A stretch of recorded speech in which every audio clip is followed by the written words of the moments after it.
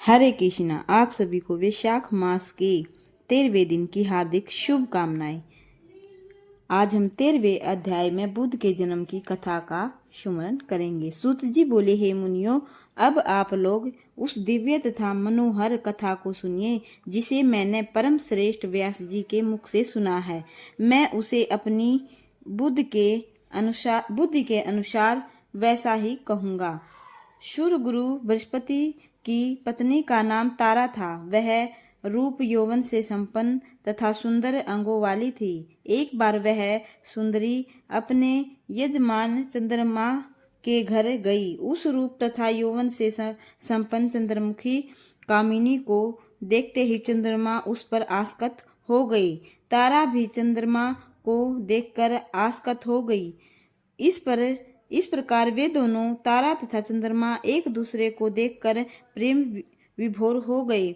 वे दोनों प्रेमोन्मत्त एक दूसरे को चाहने की इच्छा से युक्त हो विहार करने लगे। इस प्रकार उनके कुछ दिन व्यतीत हुए। तब बृहस्पति ने तारा को घर लाने के लिए अपना एक शिष्य भेजा, परंतु वह न आ सकी। जब चंद्रमा ने बृहस्पति के शिष्य को कई बार लौटाया तो वे क्रोधित होकर चंद्रमा के पास स्वयं गए। चंद्रमा के घर जाकर उदार चित्त बृहस्पति ने अभिमान के साथ मुस्कुराते हुए उस चंद्रमा से कहा, हे चंद्रमा, तुमने यह धर्म विरुद्ध कार्य क्यों किया और मेरी इस परम सुंदरी पत्नी को अपने घर में क्यों रख लिया? हे देव, मैं तुम्हारा गुरु हूँ और तुम मेरे यजमान हो, तब हे मूर्ख, तुमने गुरु पत्नी को अपने घर में क्यों रख लिया? ब्रह्मा हत्या करने वाला,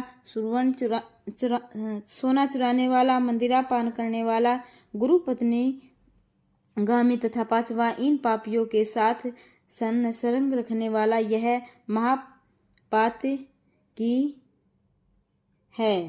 तुम महापापी, दुराचारी एवं अत्यंत निंदनीय हो। यदि तुमने मेरी पत्नी के साथ अनाचार किया है तो तुम देवलोक में रहने योग्य नहीं हो। हे दुष्टात्मा, असितापांगी, मेरी इस पत्नी को छोड़ दो जिससे मैं इसे अपने घर ले जाऊं, अन्यथा गुरु पत्नी का अपहरण करने वाले तुझको मैं शाप दूंगा। इस प्रकार बोलते हुए स्त्री विरह से कातर तथा क्रोधाकुल देवगुरु बृहस्पति से रोहिणी पति चंद्रमा ने कहा। चंद्रमा बोले, क्रोध के कारण ब्राह्मण अपूजनीय होते हैं।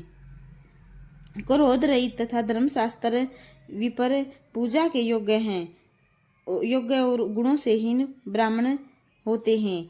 हे अनघ, वह सुंदरी स्त्री अपनी इच्छा से आपके घर चली जाएगी। यदि कुछ दिन यहाँ ठहर भी गई तो इससे आपकी क्या हानि है?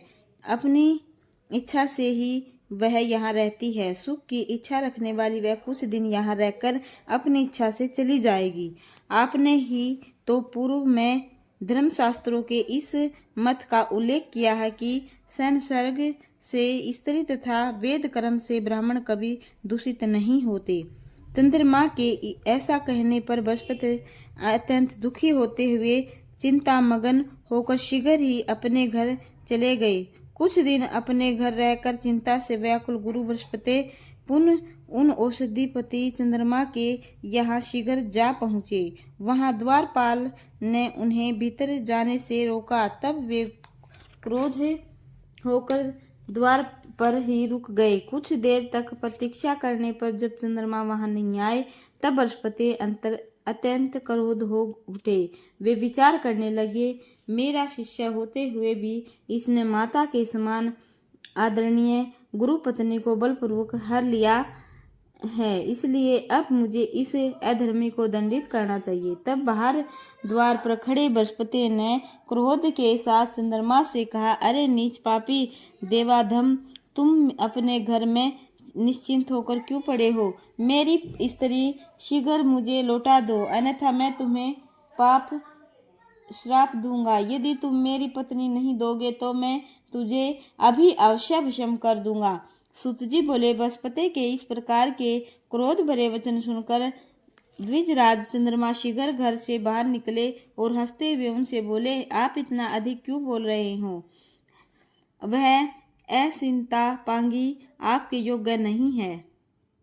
हे विपर, आप अपने समान किसी अन्य स्त्री को ग्रहण कर लीजिए। ऐसी सुंदरी भिक्षुक के घर में रहने योग्य नहीं है। यह प्राय कहा जाता है कि अपने समान गुण संपन्न पति पर ही पत्नी का प्रेम स्थिर रहता है। अपने इच्छानुसार वह आप चाहे जहाँ चले जाए, मैं इसे नहीं दूंगा।